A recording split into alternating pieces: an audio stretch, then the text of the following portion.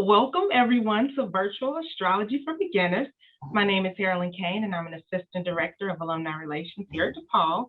And I'm so glad so many of you are able to join us this evening. Before we get started, I'm going to quickly review some Zoom procedures and housekeeping notes for this event.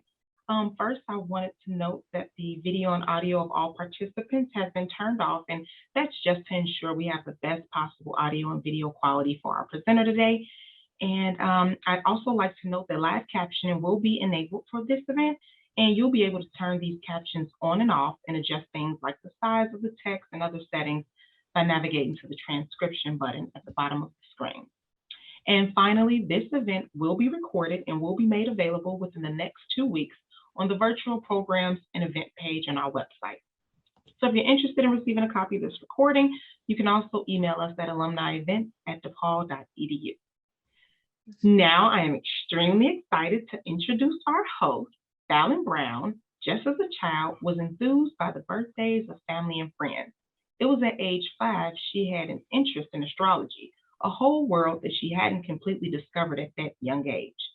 When Fallon turned 24, she was asked by astrologer Chartreuse about her birth chart, and in the exploration discovered she had a gift, unbeknownst to her. Following that experience, a year later, Fallon began to study astrology deeper to gain more self-awareness. In that journey, she was led to the full development of Essential Vibes, which also blossomed Cosmos Conversations into life. Cosmos Conversations is an experience meant to educate and entertain while learning about astrology. Fallon Brown is a spiritual coach that consults with clients for birth chart readings. Her clientele has been expanding as much as her journey as a spiritual coach. Fallon provides a loving vibe with enthusiasm, just as if you were her family members and friends when she was just a girl growing up. So without further ado, I would like to hand it over to Fallon Brown. Hey, everyone. Hello. I pray and I hope that everybody is having an awesome Tuesday. As Ms. Carolyn, I thank you so much for this opportunity to just be here and just share some knowledge and just share some things that I have been getting into as far as astrology. And I'm really excited. I'm to be honest, I'm a little bit nervous, but at the same time, I'm also a little excited. Astrology is something that, it's a hit and miss for certain people, but as we get deeper into the ages and we get older and as we evolve, astrology, we're learning that we're more connected to it more than just, a zodiac sign. So I thank each and every one of you guys for being here. I see that there's 27 participants here. And once again, I want to thank Carolyn and I want to thank DePaul University for just giving me this opportunity to just share my gifts and to share my knowledge. And I want to go ahead and just get started. But first and foremost, I know that I can only really interact with you guys through the chat. So please feel free if you have any questions as I go through these slides, as I share. You guys feel free to ask questions and interact inside of the comments. I'm all about interactions. I'm all about relationships and how we relate. That's another reason why I'm so interested and I love astrology so much. As you guys can see, I am a Sagittarius. So if you guys, just as an icebreaker in the comments, you guys, if you feel comfortable just sharing what your zodiac sign is at this time, or what you would know as your sun sign, if you know it, just as an icebreaker. Or if you don't want to share your zodiac sign, you can do what I would call a pies check-in. And that's just to check in with yourselves physically on a scale of 1 to 10. How do you feel? Intellectually on a scale of 1 to 10. How do you feel? Emotionally on a scale of 1 to 10. How do you feel?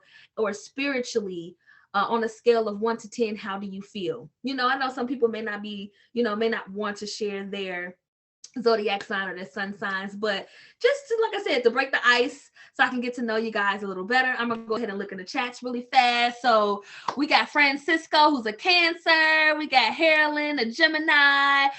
We got Martina. She knows her whole star in 3. That's what I like to call it, the star in 3. Aries sun, Virgo moon. I'm a Virgo moon too. All righty, they're coming in pretty fast. All right. Just to shout out some, we also got Scorpio in the building, Libra, Aries. Okay, we got a few Aries in the building. Come on, fire gang. And then, oh, your Cancer rising. I love you, Miss Martina. You know your whole star in 3, sis. I love it. Aries sun, Virgo moon, Cancer rising. We got some Pisces in the building. We got Libra, Rafael Esperanza.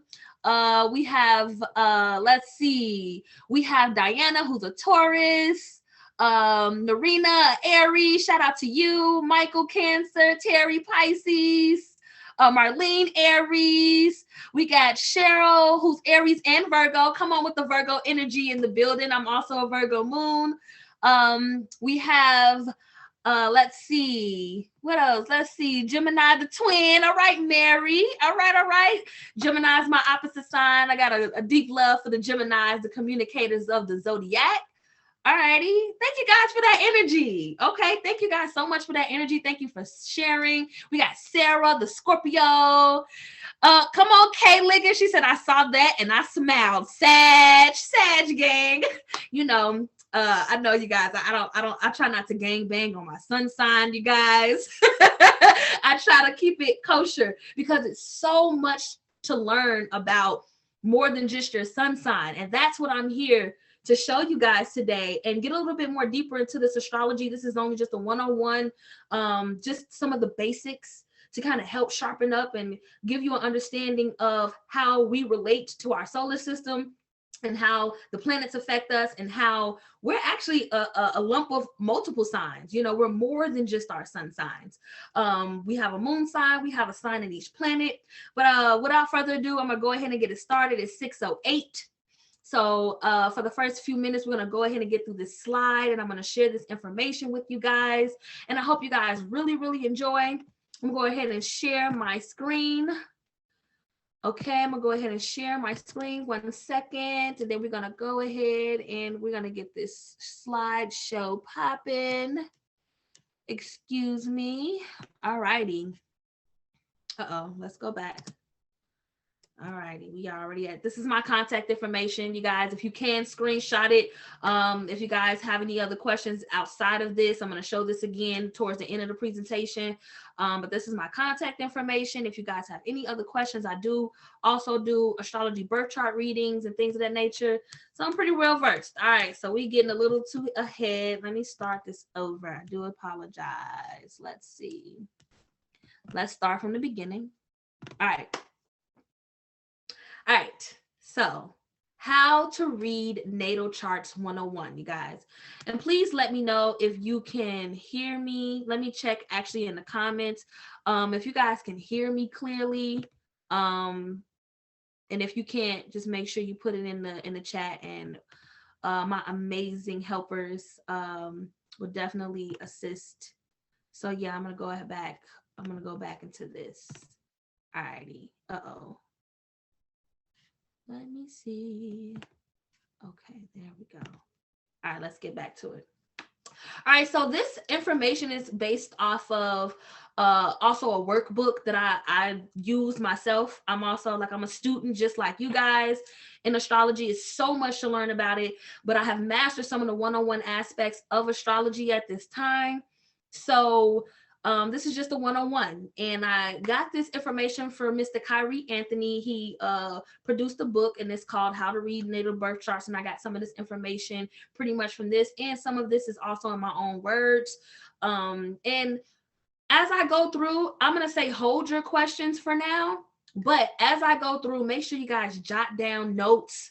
I highly recommend jotting down notes or questions, because we will do a Q&A towards the end of this presentation. All right. So alrighty, let's get started. How to read natal charts 101, understanding your birth chart in your own language. Because I like to look at astrology as just another language. Okay. When you say, oh, my moon is in Virgo, or my rising is in Pisces, it sounds like a foreign language. We're like, what does all of that mean? What is a rising sign? What is a sun sign? What is that? You know, but we're going to get into that. We're going to get further into that. So what is a natal chart or a birth chart? So a natal chart or a birth chart is a horoscope in an astrological chart or diagram representing the position of the sun, moon, planets, and astrological aspects and sensitive angles at the time of an event, such as the moment of a person's birth. All right. So just to give a little bit of like the starring three, I like to use certain terms like that to kind of help relate. Your starring three would be like your sun sign. Your sun sign is the energy that you were born into. We know that the sun every 30 days go into another sign. Right now we are in the Aquarius season. Happy birthday to any Aquarius who are here in the building. Aquarius season right now ends on February 20th. So each month it changes every 30 days. You guys can also look that up. But not only do the sun has this rotation through the constellations or zodiac sign. So the word constellation is just another word for zodiac sign. So if you hear me use that term constellation, that's what I mean. It just means the zodiac sign, all the 12 signs. There is, they say it's one more extra sign. It's called Orpheus, but we're not going to talk about that. We're going to keep it simple and one-on-one at this time. But some of you guys may be a little bit more knowledgeable, so if you have any insights or you have any questions, make sure you write those questions down and jot them down. So your sun sign is, who you are to the core. We're going to get into that. But you also have your moon sign. And then, because the moon also rotates in every certain amount of days. And then you have what you call your rising sign or your ascendant sign. So in order to know what your rising sign is or your ascendant, that's just another word, rising or ascendant sign is literally the horizon to the sun, the hour that you were born. So say, for instance, you were born on the same day as somebody that you knew, the exact same day. Like, I know I have a birthday twin. We were born on the same exact day, November 28, 1991. But I was born at 8:53 a.m. She was born at like 3 p.m. So our rising signs is different. All of our other aspects in our chart are exactly the same, except our rising sign, because we were born in a different hour. So we're going to talk a little bit about the rising sign or the ascendant sign as a bonus, but I want to make sure that I have enough time to go through the basics things. So but if you have any questions about that, make sure you jot those things down to save for the Q&A. All right, so this is what a natal chart wheel looks like. It's just an example. As you can see, there's all 12 zodiac signs in that circle. So that circle is 360 degrees. Each zodiac sign is 30 degrees separate away from each other. Because 12 divided by 360, is 30 degrees. And this is like the more geometry or the more astronomy part of it. This is when you get into the numbers, the math, the science, and the degrees. We're not going to get into that, but this is how that natal chart wheel appears. As you can see, each constellation, this is, the information that's inside of this wheel is literally determining like how each sign and each planet and how it relates and how it and what activity is going on throughout this chart. It's just like reading like a chart if you're into like if you're into trading, or if you're into like pie charts, if you're into investing.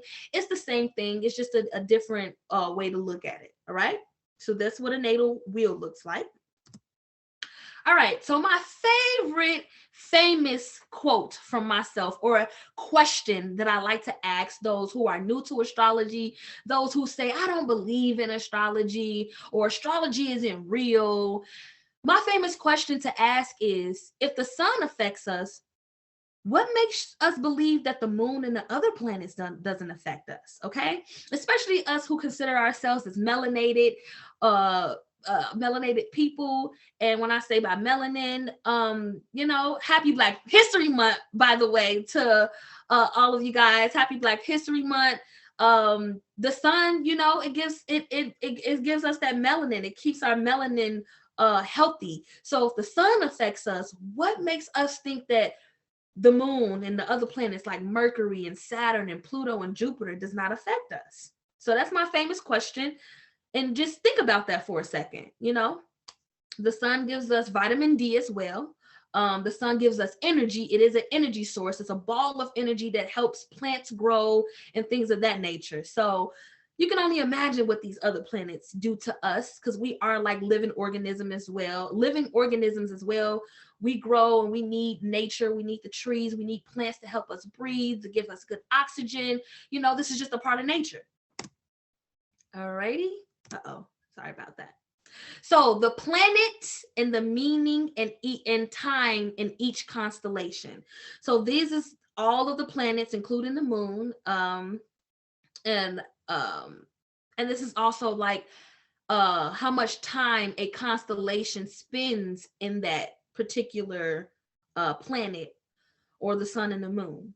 So the moon ties into, and this is also, I merge metaphysics into this as well too. I am a metaphysics practitioner as well too. I'm a natural like herbalist and things of that nature. I'm into holistic healing. So I like to merge both of that information together.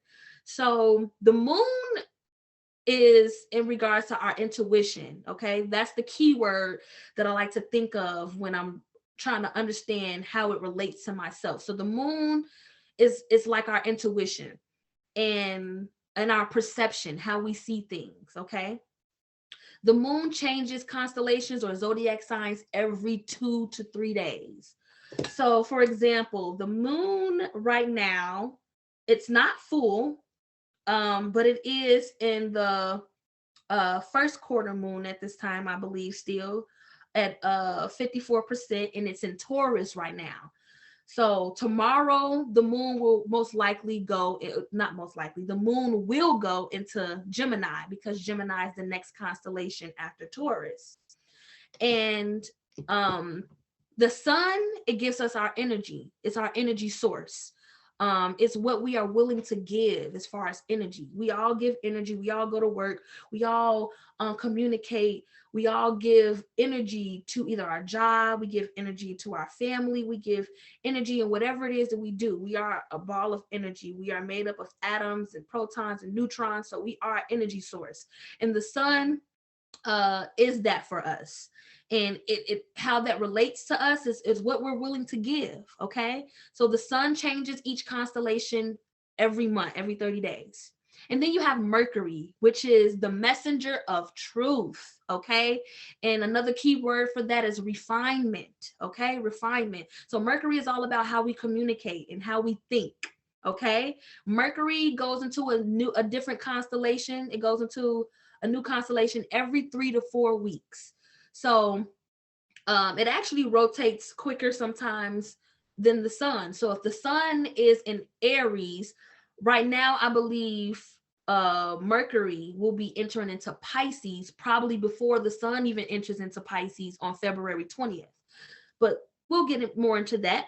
So we have also Venus. Venus is how we respond. Okay. It's our responses.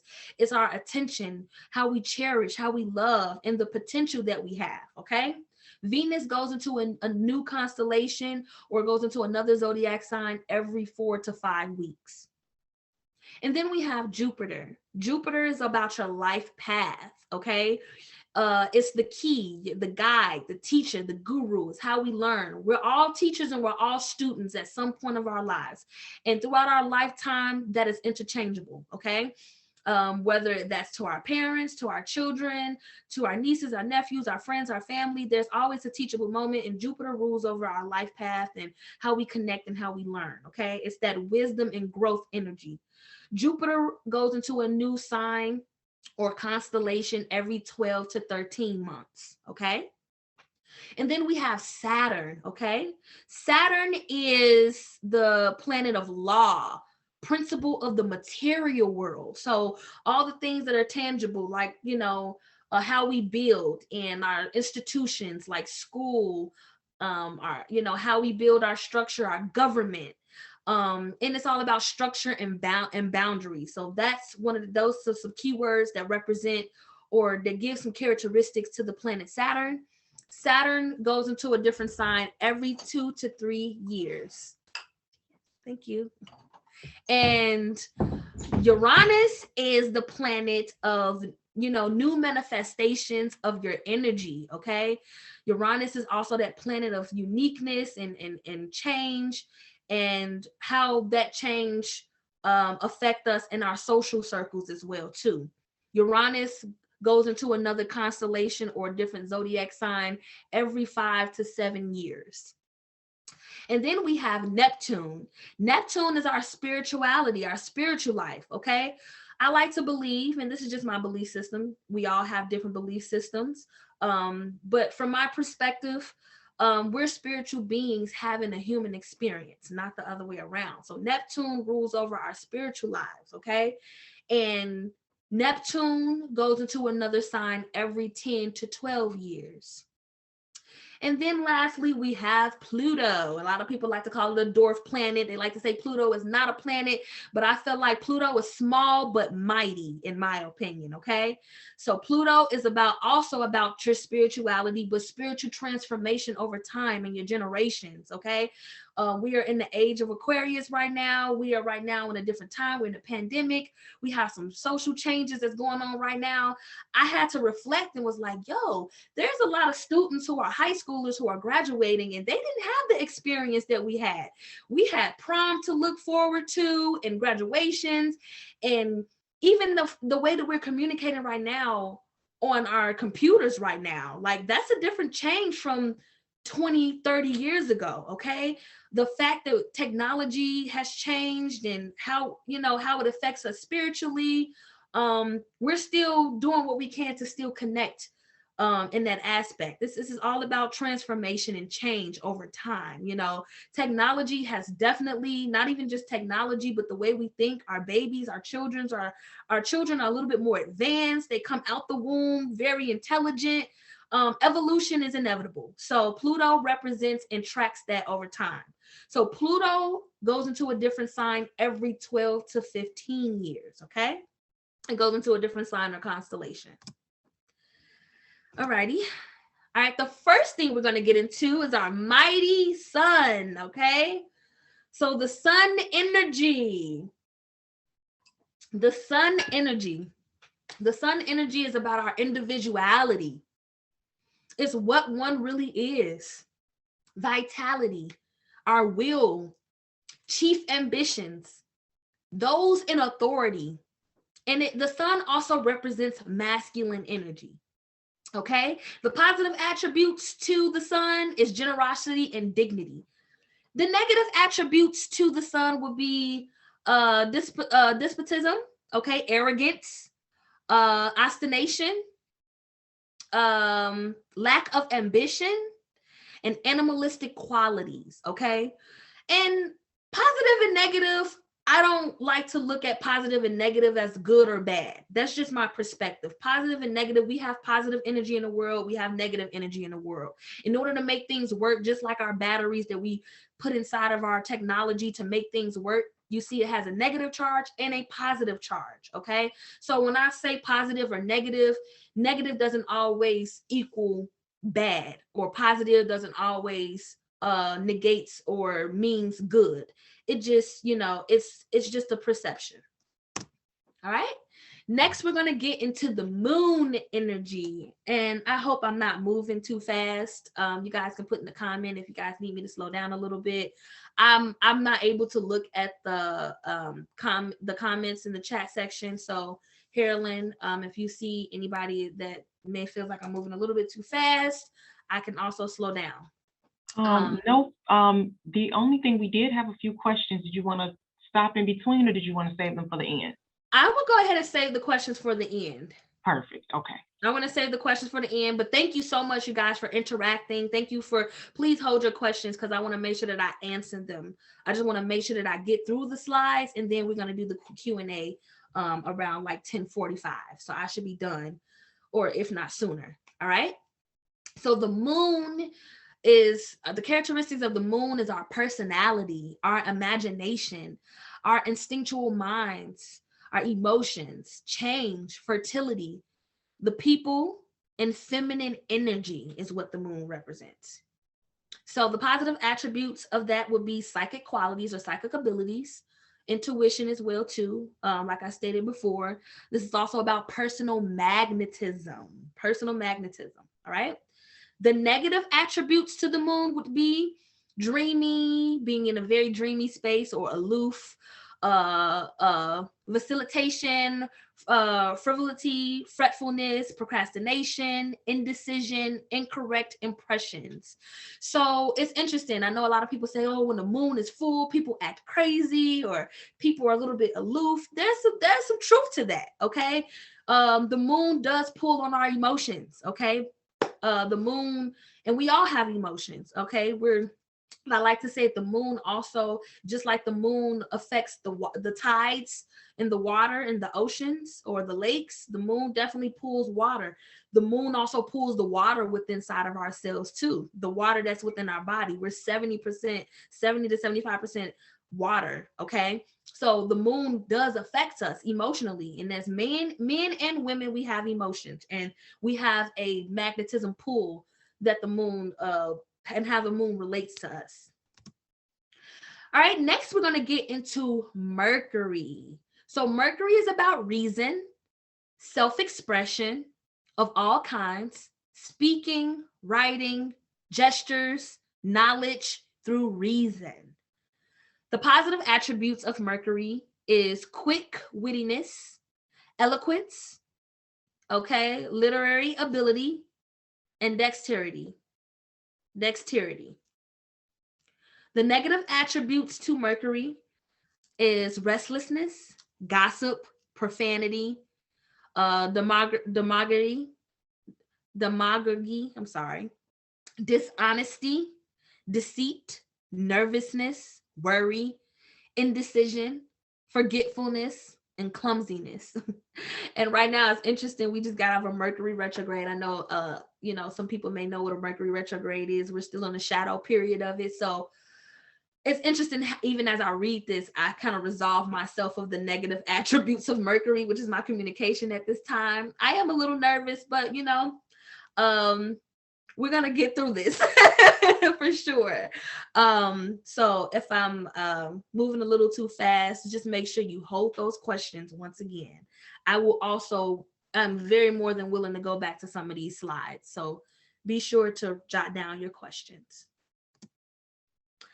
The next planet is Venus. So Venus is all about attraction, cohesion, coalition, personal love, social instincts and activities, art, ornamentation, and beauty. Okay. The positive attributes of Venus will be harmony, artistic ability, cheerfulness, and suavity. Okay. It's kind of suavity is kind of like another word for swag. Okay. And then the negative attributes to that would be sensitivity or sensuality. That's a perception. Dissoluteness, vulgarity, sloth, laziness, vanity, and inconstancy. Okay, or inconsistency. So the next planet is Mars. So Mars is about its dynamic energy. I like to call Mars is that war energy. Okay, the positive attributes to Mars would be constructiveness, courage, enterprise, enthusiasm, gallantry. And the negative attributes to that would be combativeness, friction, temper, destructiveness, passion, lustfulness, impulsiveness, audacity, okay, coarseness, and egotism. All right. And Mars also is like I said, Mars is also like a planet of war and business. It's also just like the sun. It's like an energy force. It's your ability to do. And then we have Jupiter. Jupiter is about expansion, vision, optimism, ideation, orthodox religions, and tendencies. The positive attributes will be benevolence, broad-mindedness, executive ability, legal ability, respect for law, honor, charity, reverence, conservatism, opulence, polarity, and success. Some of the negative attributes to Jupiter would be overconfidence, extravagance, indolence, prodigality, showiness, bombast, dissipation, sportiness or competitiveness, lawlessness, and also procrastination, kind of like the negative attribute of Venus. All right.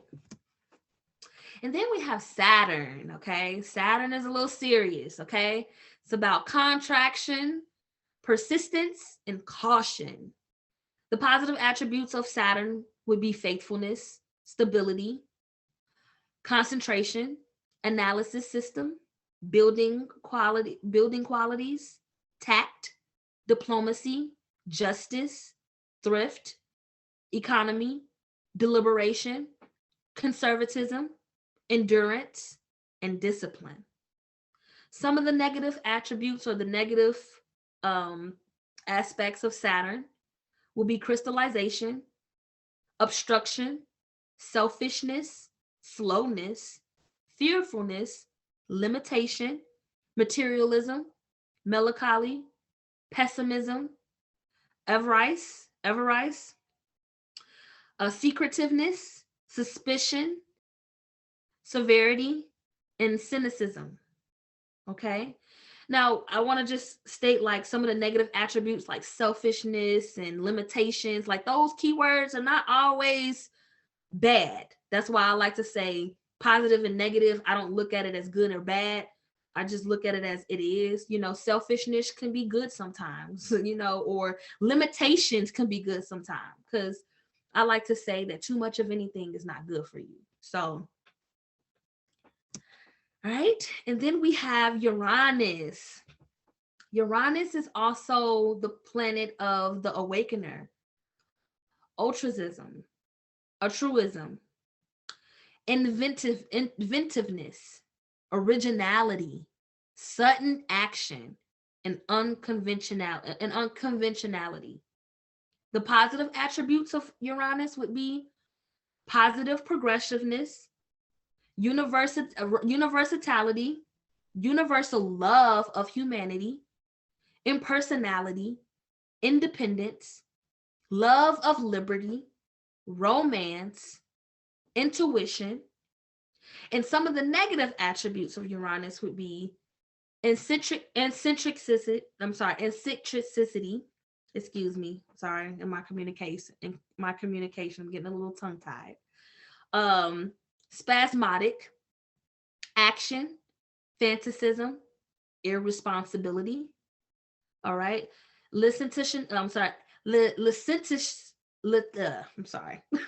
Excuse me. Licentiousness and anarchy. Oh Lord, I have to that word. Licentiousness. Oh Lord, help it. I apologize in advance. All right, not the last planet, the second to the last planet will be Neptune. Okay. Neptune is about super physical entities of all degrees and impressions from them. Divinity, occultism, knowledge from source above reason, super physical beings. Neptune's positive attributes are spirituality, intuition, inspiration, clairvoyance, prophecy, devotion, music.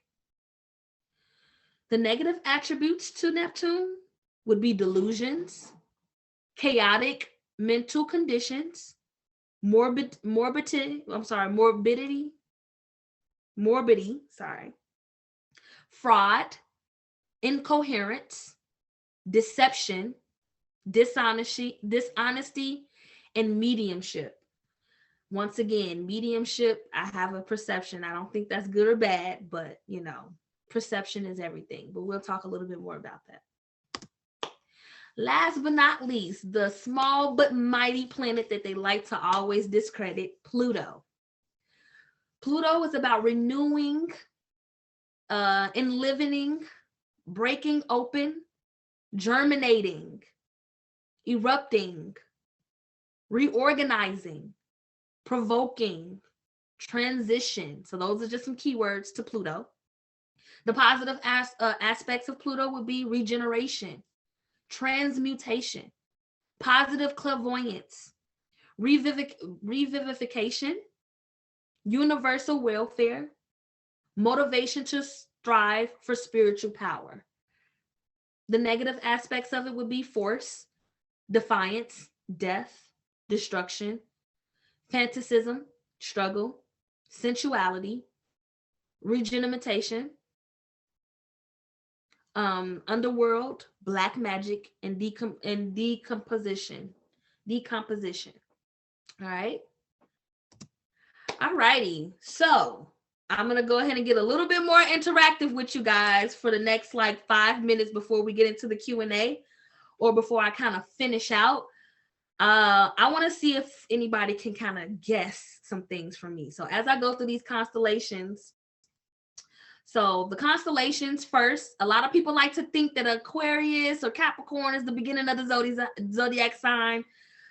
But from my knowledge and my belief system, I believe that Aries is the beginning of, it's the springtime. It's the beginning. Aries is about initiation. That's a good keyword for the constellation Aries. The fire starters, okay? Aries is also a fire sign element. Taurus would be manifestations of like the physical world, okay? Taurus is an earth sign. Gemini would be duality, like someone said, the twin, duality. Gemini is an air sign. So there's 4 elements to the constellation. That's earth, air, fire, and water. So I'm going to also let you guys know what zodiac sign is which. Make sure you keep your questions. So Gemini is about, once again, duality. It is an air sign. Cancer is in regards to family and protection. It's the mother of the zodiac, I like to say. Cancer is a water sign. And then we have Leo, which is about individuality. Leo is also a fire sign. Virgo, one of the key words to Virgo is perfection or perfectionism, okay? Virgo is an earth sign.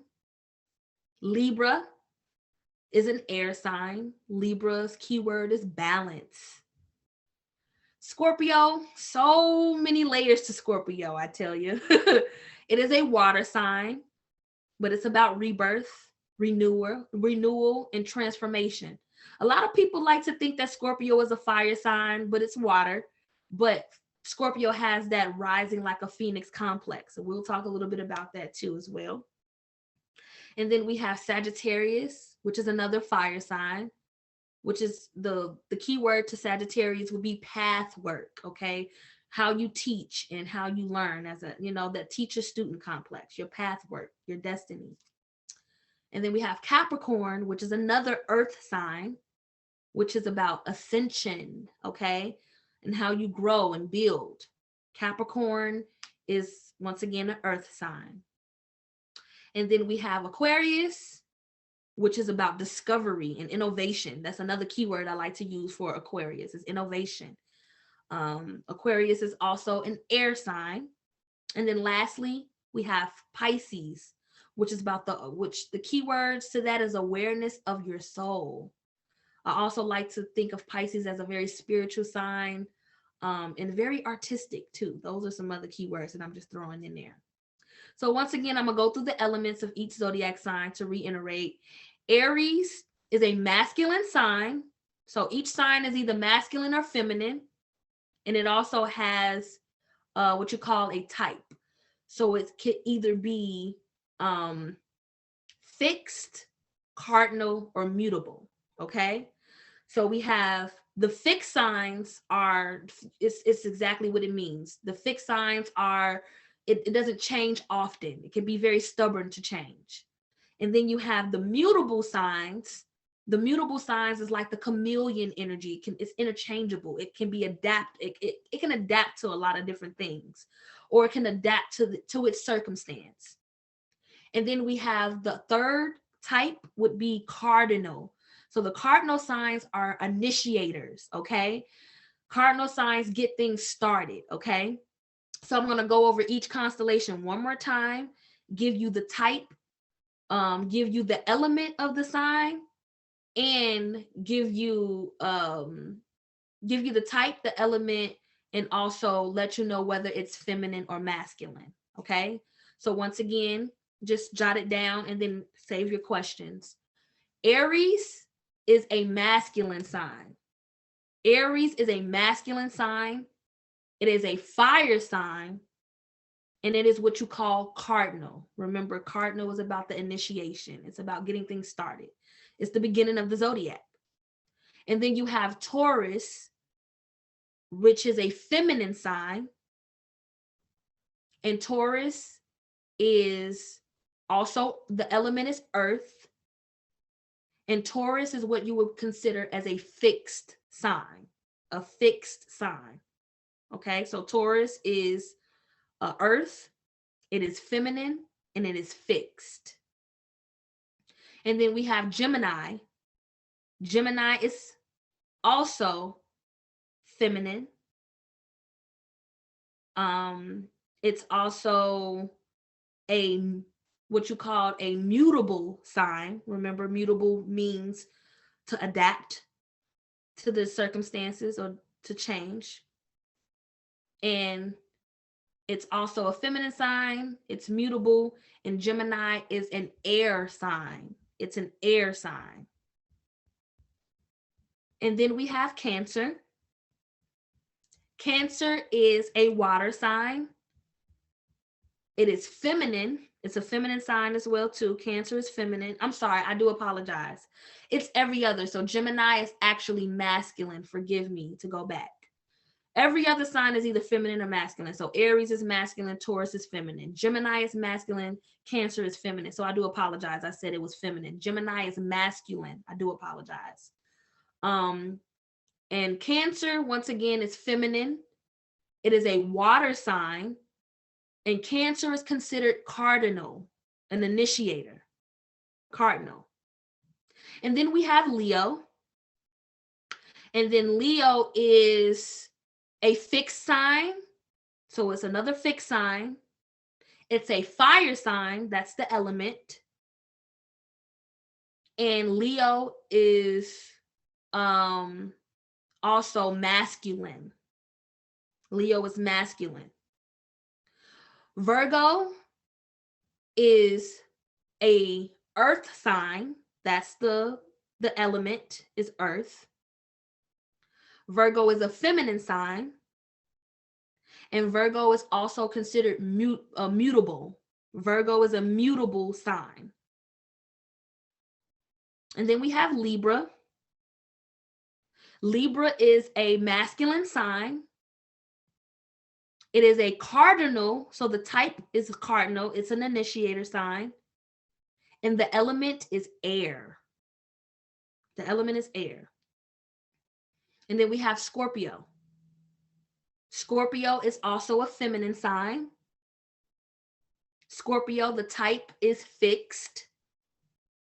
It doesn't easily change. And when it does, it's very transformational. And Scorpio is a water sign. So Scorpio is a water sign.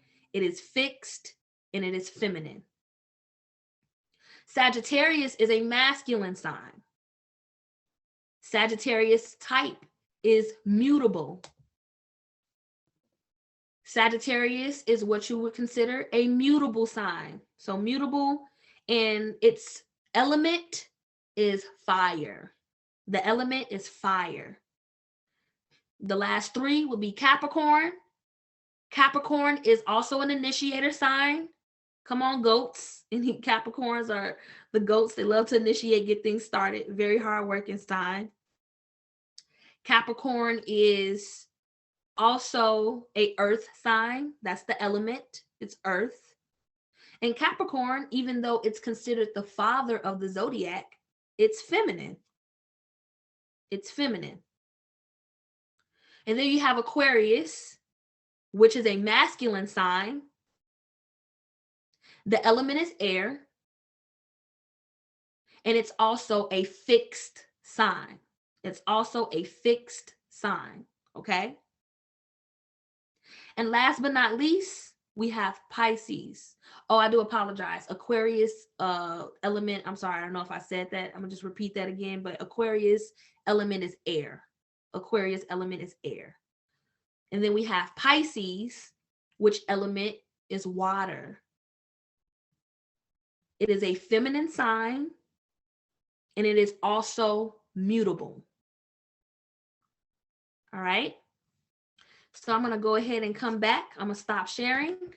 And I really wanted to ask you guys, I'm also in the, I'm going to see if you guys can guess. So each constellation is ruled by a planet.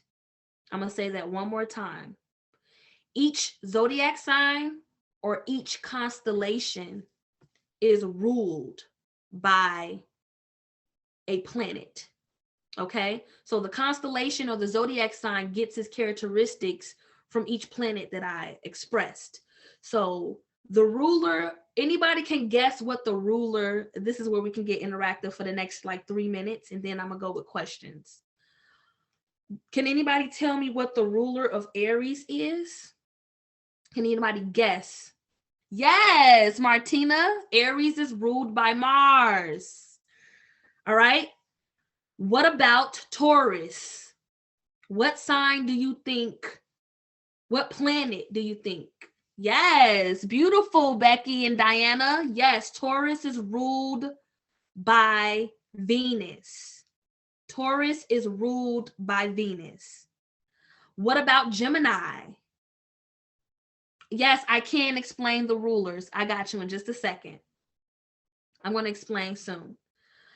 All right. Yes, Mercury, Becky. All right, Becky, you are on it. Okay. All right. So Mercury is ruled by, no, not Sag, not Sag. Even though Gemini and Sag is the opposite, but there's another zodiac sign that is ruled by Mercury, but we're going to get to that. Hold your thoughts. All right. What about Cancer? What planet do you think, or somebody said Leo equals the sun. So I'm going to give y'all a hint. What do you think rules Cancer? Yes, Becky, come on now. Come on, you can't hurt them. Don't hurt them, Becky. Don't hurt them. Yes, the moon. Okay. I'm going in order, Kay Liggins. I'm going in order. So we'll get to it. So what about Leo? Somebody already said it. Leo is ruled by what? Yep, the sun. Yes, indeed. Good job, Raphael. Good job, Becky. Good job, Alyssa. What about Virgo? What planet do you think rules Virgo?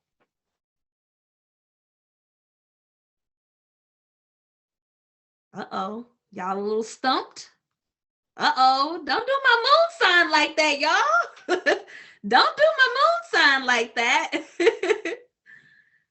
All righty. Nobody's going to answer?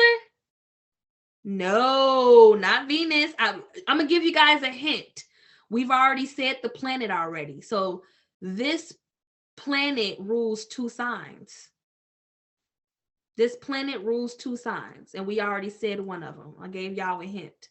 Yes, Becky, Mercury. So Mercury rules over Virgo and Gemini. Virgo and Gemini are the messengers of the zodiac. Okay. What about Libra? This is another, we already said this planet. This planet is also the ruler of another zodiac sign. What about Libra? What planet rules Libra? I'm just getting y'all wheels turning because astrology is very interactive. So let's get it. We already said this planet. What planet rules? Oh, wait, did you? Oh, no. Oh, We already said it. Let's see. Go ahead. Somebody give a stab at it. It's okay to be wrong. You never know. You may just guess it. We already said this planet already. This is another planet that rules more than one constellation. Yes, Diana, Venus. Good job. So Venus is love and money. So that's ruled by Taurus and Libra. Okay, so Taurus is the feminine aspect of Venus, and Libra is the masculine aspect of Libra. Of Venus. All right, what about Scorpio? What about Scorpio? Scorpio is also ruled by two planets. I'm gonna give somebody a free birth chart analysis if you can guess both planets that rule Scorpio. If you can tell me, I'm going to gift you guys, whoever can answer this for me, a free birth chart analyst. If you can tell me what to, no, close, Bianca, you were close. Y'all got to get it correct. Y'all got to get both of them. All right, okay, since Becky and Bianca, y'all have one of those. We need two. So there's another planet that we already mentioned. So there's three planets that rules. Yes, Diana. Woo! Diana got it. So Mars and Pluto rules over Scorpio. Good job. Y'all more in tune with this than I expected. I love it. I love it. All right, Diana, make sure I get your contact information before we get off of here. Please make sure we do that. All right, let me go ahead and move forward. What about Sagittarius? All right, what about my sun sign? Okay, what planet rules over what's left? We have Neptune, we have Jupiter, we got Saturn. What planet rules over? Yes, Stephanie, good job. Good job, Stephanie. So Sagittarius is ruled by Jupiter. So it's the planet of expansion and higher learning and good luck and fortune. All right, what about Capricorn? What planet rules Capricorn? Very serious is the hint. Very serious. What planet rules over Capricorn? Which one? Yes, good job, Martina. Yes, indeed. Saturn. What about Aquarius? So we got two more planets and we got two more constellations. Who can guess the last two? Who can guess the last two planets? Okay. Yes, good job, Stephanie. Uranus rules over. I'm going to give you guys a little history. So Neptune used to rule another sign, but Uranus used to Aquarius used to be ruled by Saturn once upon a time. Aquarius used to be ruled by Saturn once upon a time. So, all right, what's the last one? Somebody go ahead. It's the last two. It's the last two. What about Pisces? What planet rules Pisces? It's the last one, y'all. Y'all should be able to guess it. Yep, Neptune. Come on, Angela. Good job. All right. So Neptune also, so Jupiter also used to rule Pisces. So Jupiter rules Sagittarius now, but Jupiter used to also rules Pisces. So that's just a little tidbit right there. All right, so we got about 5 more minutes. I want to do Q&As. Make sure with the questions. I hope I didn't run over too much. No, thank you so much, Fallon, for this. This was actually so fun. This was very informative, and we actually had some questions throughout, so I'm going to go ahead and get started. All right. One of the questions were, why was Mars not included in the slides about planetary meanings? It wasn't? I think a couple people asked. I think it was during the slides when I went early on. People wanted to know about Mars. Okay, well, I did go through Mars. Okay. This was early on. It could have probably been before you got. Oh, yeah. So Mars, to just ask about Mars, once again, Mars rules over the constellations Aries and Scorpio. So I like to call Aries and Scorpio my war babies, okay? Y'all have that war complex. You guys are also, you have a lot of willpower, a lot of energy to exert. That is also over the sacral chakra energy, your willpower, your ability to do. Okay, so Aries is more of the child of the, is like that childlike energy. It's like you wonder why children have so much energy. It's like that's that Aries energy. It's like to run, to go. And Scorpio is more so of the seasoned part of Mars. It's more of the sensual part of Mars, the sexuality part of Mars. So that's what Scorpio represents for Mars and Aries. Okay. Someone asks, which signs are the ones that are like generational? So many people around the same age will have them. So the outer planets. So the outer planets would be Saturn, Neptune, Uranus, and Pluto. So those are the outer planets. So Pluto is mostly the generational. So every 12 to 15 years. So if you were born in 1984 to 1996, I can already guess what your Pluto sign is in your birth chart. It's Scorpio. We are the Pluto and Scorpio generation. So each and it is that constellation actually just gives a description of the energy that generation is cultivated under. So if you notice, our generation born in 1984 to 1996, we are very open with our sexuality. We are very open with our sensuality more. We're breaking taboos. We're actually having a little bit more understanding about death. And, you know, our generation definitely holds over that energy. Okay. Someone said there's a book called Men Are From Mars, Women Are From Venus. I don't know if you've read the book, but what do you think about that title from an astrological, like I'm trying to add to your perspective, but I'm laughing because back in the day, we used to have a saying like, I can't remember, like, Jupiter. Women Are Jupiter or something. I remember, yes. So I'm laughing that it's even a book, but I remember saying, so what does that mean?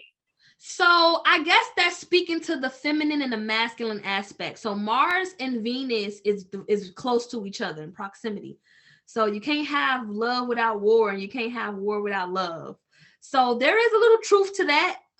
But in this day and age, I like to believe that we all hold a balance of feminine and masculine energy with us. Feminine and masculine energy, in my opinion, and this is just my belief, has nothing to do with being a man or a woman. We all have a balance. We all are left brain and right brain, and it rules over the feminine energy is more sporadic and more chaotic. It's about love. There's really no construct to the feminine energy, but Mars is more masculine, more like let's go. That's why Aries is a Mars, but Aries and Scorpio, like I said, Aries, if there's a feminine and masculine aspect to Mars, you know, so it's not just tailored to just man and woman. I think that's kind of like in my opinion, it can be kind of outdated because we have a lot of women who operate in their masculine energy, you know, just by the way we think, you know, the way we're, you know, it's a balance. And then we also have men who have feminine energy, who's more in tune with their feminine side, who are more nurturing, who are more soft and poised and maybe a little bit more chaotic. So yeah, that's my answer to that. Okay, we have time for one last question. And before this, I believe, so I received something in chat that Terry actually had the answer right before Diana. So Terry, I'm going to chat you in a few. Okay. But I want to make sure I get the winner of that too. And I'm going to share my screen one more time for you guys. Thank you, Cheryl. Thank you so much. I'm going to definitely share my contact information. I also do provide birth chart readings and analysis as well too. I do a lot of spiritual coaching as well too. So you guys, I'm going to pull this up for you guys. Just take my contact information. Once again, my name is Fallon Brown, and you can email me. You can find me on Facebook or on Instagram. Very charismatic. I'm a people person. I love to help people. I'm a Sag rising, Sag sun, Virgo moon. So I'm very courageous when it comes down to interacting with people, and I'm a caretaker. The Virgo energy is also very nurturing. So I love to help people. I love to guide people. It's my passion. Yes. And I know for the interest of time, just first, I wanted to thank everyone for tuning in this evening and joining us. And if you do have time, the last question that we had today was, um, someone just popped up. Could you explain the rulers of the constellations and why are they paired? Okay. Explain the rulers of the constellations. I got you. So I'm gonna go back to the constellations, just so you guys can have a visual. So Aries is ruled by Mars. You know, it's just where it gets its characteristics from. Okay, so Aries, it's about war and business. If you know a lot of Aries, they are very. If you just pay attention to the Aries energy, and depending on the placement of your chart, so Aries can be in your moon sign. So Aries is more passive in the moon sign than it is in the sun sign. So, but as far as the relationship to its ruling planet, that's just where it gets its characteristics from. The planets give the constellations its characteristics. So if Aries is, very fiery, just like the planet Mars. So Mars is a very fiery planet. It's very hot there. It's represented by war and, destruction. So that's how Aries gets that's just an example. And Taurus is like love and money and opulence, so it's ruled by Venus. So it has that aspect. Taurus is love food. Taurus is love debauchery. It loves pleasure. Gemini, they're the communicators of the world. Tupac, Biggie, Prince, Andre 3000, Maxwell as a singer. Our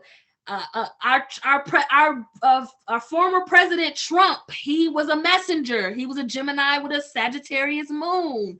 He is a messenger. Geminis are messengers, whether good or bad. Cancer, it has that mothering instinct like the moon. The moon pulls on emotions, which is why a lot of people like to say Cancers are very emotional, but they're actually very intuitive and in tune with their emotions. That's why they're great. They have that mothering instinct. Even if they're your friend or your sister or your brother, they may have a mothering instinct to them. Okay, very protective. Leo, it's ruled by the sun, so it's very courageous. It's very loyal. It keeps things warm. It's a leader. Our former president Barack Obama was a Leo. And then we have Virgo, perfectionism. Virgo is all about order and discipline and structure. So I do have another slide, which is the houses. This may give you a little bit more. And the constellations also rules over the houses. And this is just a little bit of extra information. The first house is ruled by Aries, so it goes in order. So just think of the constellations in this aspect. The first is Aries, so this is all about beginnings, early environment, personality. The second house is ruled by Taurus, so it's about finances, freedom. The third house is about your lower mind, your speaking, your short-term journeys, brothers and sisters, your siblings. That's how you learn how to communicate in your household. Even if you don't have siblings, even the lack of having siblings can speak to how you deal with other people. The fourth house is ruled by Cancer. This is about the home. This is the mother energy. Once again, that moon energy. This is the conditions at end of life, the lands and mines. So this is also about property as well too. It's the Mother Earth. The fifth house is ruled by Leo, which is all about pleasure, education, children, publications and speculations. The fifth house, once again, ruled by Leo, which is the sun. And then I know another celebrity who's a Virgo, like Beyonce. She's a perfectionist. She's a perfectionist. Even when she performs, the way she comes and shows up, she shows work ethic. Virgo is also a good, it's an earth sign and it's about work. So Taurus, Virgo, and Capricorn, the earth signs, they're the ones who are the worker bees on this planet, The seventh house, which is ruled by Libra, which is about partnership and marriage and the public and love. Libra is also a lover in the masculine sense. And this is all about, justice as well, marriage and partnerships and even your business partners. So, Libras are people. They love people. They love dealing with things in the public. Even if you don't resonate with some of this, if this some of your energy, this is why you want to look into your chart. And if you want to know more, you can definitely hit me up and I can give you a deeper analysis. So the eighth house, ruled by Scorpio, which is about legacy, cause of death, occult tragedy, and regeneration. So the eighth house is all about, Family traditions. This is about inheritance. So when a person passed on, you know, what did your ancestors leave to you, or what did your grandparents leave to you, or what behaviors or what things that they leave throughout their life to leave a legacy. That's also Scorpio energy. The ninth house is once again by Sagittarius. This is about the higher mind, religion, law, long journeys, you know, higher learning and teaching, which is why I'm here. I'm a Sagittarius. I love to teach. I love to learn. It's my favorite thing to do. And I love to travel. Okay. So long journeys and traveling. Ninth house energy, which is ruled by Jupiter, which is about your luck and your fortune in life. Okay. That's the connection. So this is just all about relations. This is how the constellation relates to the planet and how the planet relates to the constellation. And then you have the 10th house, which is about your profession, your standing in the community, the father of the zodiac, your relationship with your father, or even your career and your reputation. That's not posted there. But the 10th house, if you have a lot of 10th house placements or a lot of 5th house placements, you're prone to be famous. You may be somebody you're going to be well known. Okay. And then the 11th house is ruled by Aquarius, which is about your social circles, which is about the people who you relate to, your friends, hopes and wishes. This is also connected to like social media and the way that we connect in this day and age. We are in the age of Aquarius, and our connections to our social circles and things are a big thing. Social media has been taking over our psyches for years now in this generation. And this is how we relate to each other. Aquarius energy is also about what makes you unique, which is also that Uranus energy. And that's what that connection is. And then lastly, the 12th house energy is about paying debts of destiny. You know, the thing that you come into this life with a life purpose that you are supposed to fulfill.